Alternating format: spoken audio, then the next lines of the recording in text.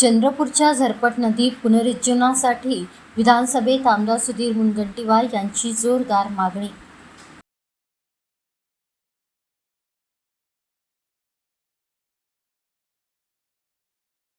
चंद्रपूर शहराच्या पर्यावरणीय, धार्मिक व ऐतिहासिक अस्मितेशी निगडीत असलेल्या झरपट नदीच्या पुनरुज्जीवनाचा प्रश्न आज विधानसभेत प्रभावीपणे दुमदुमला.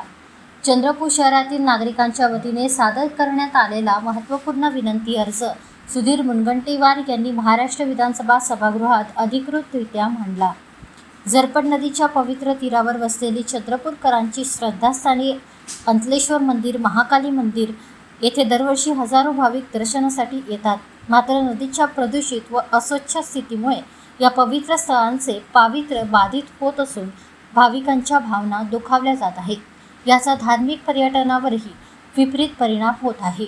झरपट नदीचे तातडीने पुनरुज्जीवन झाल्यास शहराच्या पर्यावरणीय समतोलात सुधारणा होईल, भूजल पातळी वाढण्यास मदत होईल, पूर परिस्थितीचा धोका कमी होईल, शहराच्या सौंदर्यात मोठी भर पडेल, पर्यटनाला चालना मिळेल, तसेच नागरिकांना स्वच्छ व आरोग्यदायी वातावरण उपलब्ध होईल.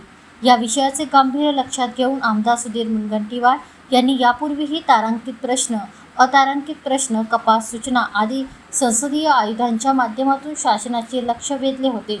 मात्र अपेक्षित कारवाई न झाल्याने त्यांनी विधानसभा कामकाजातील अत्यंत प्रभावी समजल्या जाणाऱ्या विनंती अर्ज समितीकडे दाद मागितली आहे.